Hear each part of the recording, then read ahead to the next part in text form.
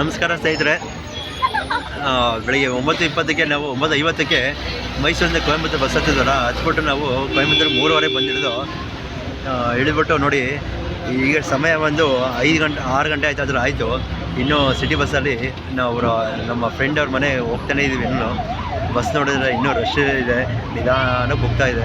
ಎಲ್ಲಿ ಹಿಡಿಬೇಕು ಏನು ಎತ್ತ ಅಂತ ಒಂದು ಅರ್ಥ ಗೊತ್ತಾಗ್ತಿದೆ ನಮಗೆ. ನಮ್ಮ ವೈಫು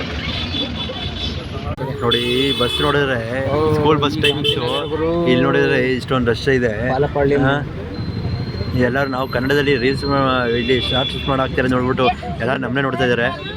ಇಲ್ಲಿ ಯಾರನ್ನಪ್ಪ ಈ ಥರ ಭಾಷೆ ಗೊತ್ತಿರೋ ಭಾಷೆ ಮಾತಾಡ್ತಾರೆ ಅಂತ ಅಂದ್ಬಿಟ್ಟು ಇಲ್ಲಿ ನಾವು ಎಲ್ಲಿದ್ದೀವಿ ಏನು ಎತ್ತ ಅಂತ ಒಂದು ಅರ್ಥ ಆಗ್ತಿಲ್ಲ.